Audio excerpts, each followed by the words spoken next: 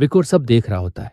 तभी living shield डेक्रेबिया हैरानी से पूछता है कि आखिर एम्ब्रूसियस मार्क्विस ओम्फ डिस्कॉर्ड की वही खास एनर्जी कैसे निकाल पा रहा है। ये सुनते ही विकोर के मन में झटका लगता है। क्या सच में उस डीमन के पास इतनी ताकत है? तभी हवा में नीली एनर्जी से बना एक विशाल चेहरा उभर आता है। डिकैरबिया भारी आवाज में कहता है। उसे साफ महसूस हो रहा है कि यह पहली कॉर्प्स आंद्रस की महान शक्ति है, वही जो 9 डीमन लॉर्ड्स का लीडर था। गुस्से से भरा एम्बुशियस बताता है कि वाइकर ने उनके सारे प्लान बर्बाद कर दिए और उनकी जाति का लगातार शिकार करता रहा। इसलिए बाकी डीमन किंग्स को अपनी सारी शान छोड़नी पड़ी और उन्हें आंड्रस से उसकी शक्ति उधार मांगनी पड़ी।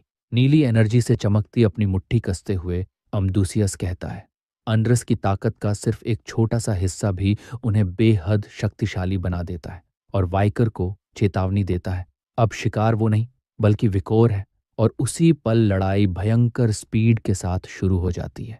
एरिना के अंदर शॉक वेव्स गूंजने लगती हैं। विकोर की लाल ऑरा और एम्बुसियस की नीली लाइटनिंग टकरा जाती है।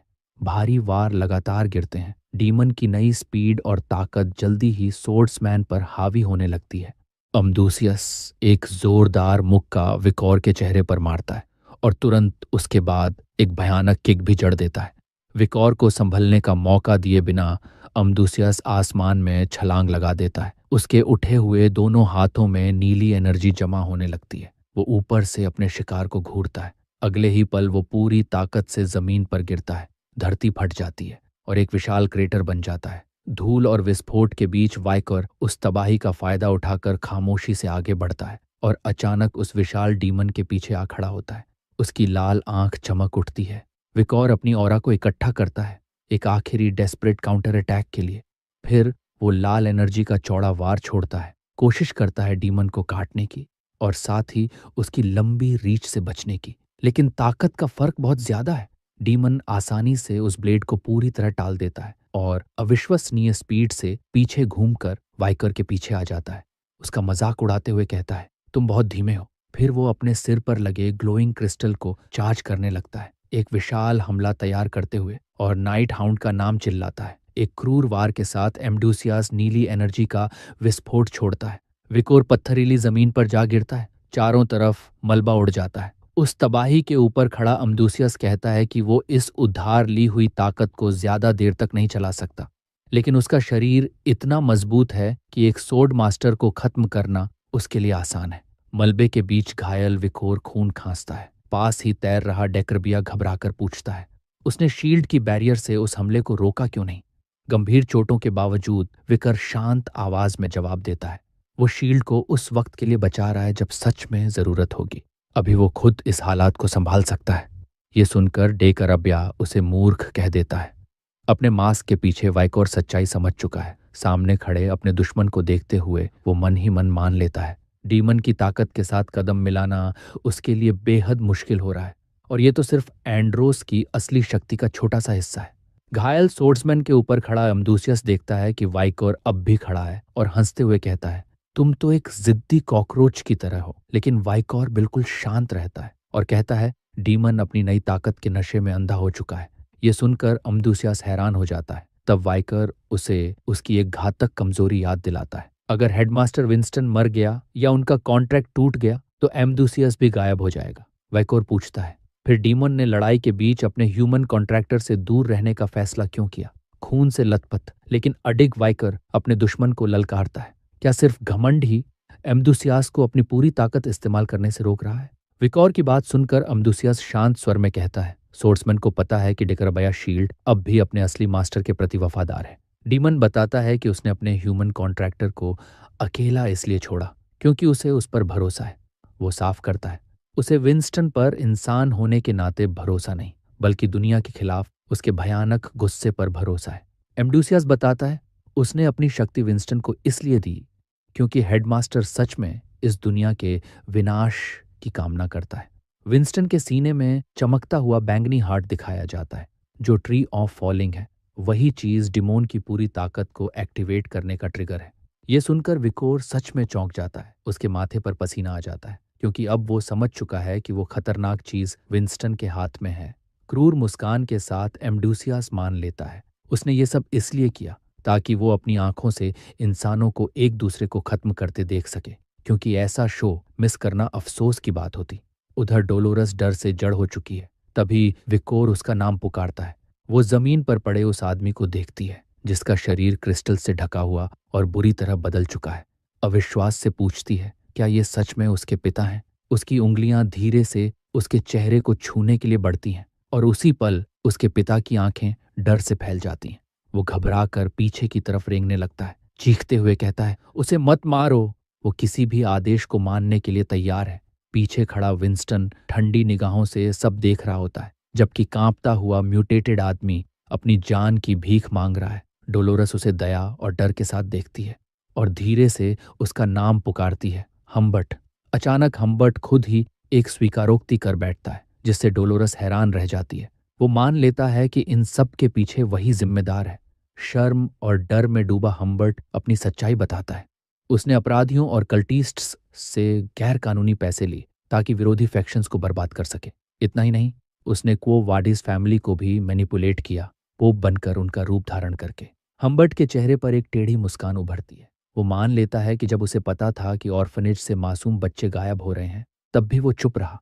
रोते और हंसते हुए वो चीखता है कि उन सारे भयानक कामों के पीछे वही था, और उसी वक्त उसके शरीर में जमे नीले क्रिस्टल्स चमकने और चटकने लगते हैं। अपने पिता की इस सच्चाई को सुनकर डोलोरेस डर से जड़ हो जाती है। म्यूटेटेड आदमी के ऊपर खड़ा विंस्टन ठंडी आवाज में पूछता है, क्या उसने अपने पिता की ये कन्फेशन सुन ली?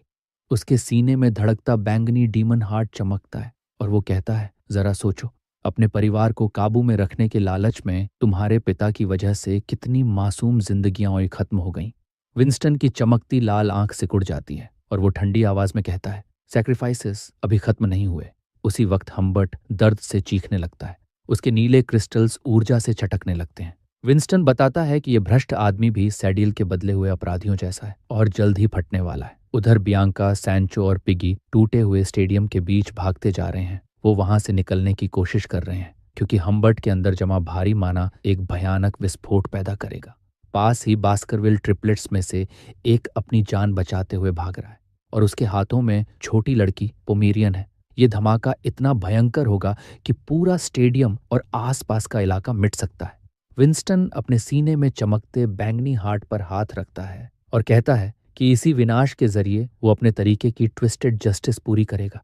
हम्बर्ट दर्द से चीख रहा होता है। तभी विंस्टन डोलोरस से एक क्रूर सवाल पूछता है, क्या वो अब भी अपने पिता को माफ कर सकती है, जो कुछ उसने किया उसके बाद भी? वो उसकी आस्था को चुनौती देते हुए पूछता है, क्या एक मॉन्स्टर को सच में मुक्ति मिल सकती है? इन सब सच्चाइयों से टूटी डोलोरेस खामोश खड़ी रहती है। उसका सिर झुका हुआ है, आंखें साए में छिपी हैं। वो कुछ कह नहीं पाती। फिर अचानक खामोशी तोड़ते हुए डोलोरस विंस्टन के सवाल का जवाब देती है और साफ इनकार कर देती है। पहले तो विंस्टन हैरान रह जाता है, फिर आंखें बंद कर लेता है। सोचता है कि अपने भ्रष्ट पिता को ठुकराना स्वाभाविक ही है, लेकिन अगले ही पल उसकी आंखें फिर से खुल जाती हैं, क्योंकि डोलोरस बोलना जारी रखती है। उसके चारों तरफ चमकदार सुनहरी रोशनी फैलने लगती है और वो दया के साथ उसकी ओर हाथ बढ़ाती है। वो धीमी आवाज में कहती है, उसे नहीं पता कि अतीत की कौन सी पीड़ा ने उसे इतना तोड़ दिया, लेकिन उसे यकीन है कि इस निराशा भरी स्थिति में भी उसके पास अब भी अपनी राह बदलने का मौका है और सही फैसला लेने का भी। चमकती आंखों के साथ डोलोरस अपने हाथ जोड़ती है और एक विशाल होली एनर्जी का डोम छोड़ देती है। वो उस सुनहरी बैरियर के अंदर खुद को और अपने म्यूटेटेड पिता को ढक लेती है और बहादुरी से विंस्टन से चिल्लाकर कहती है, जल्दी भाग जाओ, धमाका होने वाला है। होली लाइट पूरे बैटलफील्ड पर फैल जाती है। उसी पल विंस्टन की नजरों में नीली लाइटनिंग की एक चमक दौड़ जाती है और डिवाइन एनर्जी उसके अंदर दबी एक पुरानी याद को जगा देती है। उस याद में एक बेबस आदमी चीख कर कह रहा है, भाग जाओ, जबकि एक सुनहरे बालों वाली औरत रोते हुए माफी मांग रही है। विंस्टन उलझन में अपना चेहरा पकड़ लेता है, लड़खड़ाते हुए पीछे हटता है। उसे समझ नहीं आता ये अनजान यादें उसके दिमाग में कहाँ से आ रही हैं। उस अजीब दृश्य से हिल चुका विंस्टन नीचे डोलोरस की ओर देखता है और धीमे से उसका नाम बुदबुदाता है, जबकि वो अपने टूटे हुए पिता की रक्षा के लिए खड़ी है। डोलोरेस अपनी जगह डटी रहती है। उसके हाथ अब भी अपने म्यूटेटेड पिता पर टिके हैं और उसकी पीठ पर लगे नीले क्रिस्टल्स लगातार छटकते हुए अनियंत्रित एनर्जी छोड़ रहे हैं। दर्द से टूटकर हम्बर्ट पत्थर की जमीन पर गिर जाता है वो रोते हुए कहता है कि दर्द सहन नहीं हो रहा और विनती करता है कि बस उसे फटने दिया जाए ताकि ये पीड़ा खत्म हो जाए। लेकिन डोलोरस उसे हार मानने नहीं देती। वो उसे आदेश देती है, हिम्मत रखो, इस दर्द से लड़ो। वो उससे कहती है, अब आखिरी बार कोशिश करो, अपने लिए नहीं बल्कि उन सबके लिए जो तुम्हारे आसपास हैं। वो उसके साथ उस सुनहरी बैरियर के अंदर मजबूती से खड़ी रहती है, जबकि हम्बर्ट बेबस होकर कराहता रहता है। लेकिन उसके अंदर की अनियंत्रित माना आखिरकार अपने अंतिम बिंदु पर पहुंच जाती है। हम्बर्ट आखिरी चीख निकालता है और उसके टूटते क्रिस्टल्स से अंधा कर देने वाली नीली रोशनी की किरणें फूट पड़ती हैं। डोलोरेस की आंखों में आंसू भर जाते हैं। वो डर से कांपते हुए बस इनकार में फुसफुसाती है, क्योंकि नीली रोशनी उसे निगलने लगती है। दूर खड़े नाइट हाउंड और एम्डूसियस भी उसी पल उस ऊर्जा के उभार को महसूस कर लेते हैं। दोनों उस धमाके की दिशा में देखते हैं। सफेद और नीली रोशनी का एक विशाल विस्फोट डोलोरेस और हम्बर्ट को पूरी तरह ढक लेता है, मानो उन्हें मिटा ही देगा। लेकिन जैसे ही विस्फोट अपने चरम पर पहुंचता है, एक रहस्यमयी शख्स काले जूते पहने, हाथ में वॉकिंग केन लिए, शांत कदमों से उस चमकती रोशनी के अंदर प्रवेश करता है। अचानक हुई इस दखल से डोलोरेस हैरान होकर ऊपर देखती है और सामने खड़ा नया व्यक्ति पोप होता है।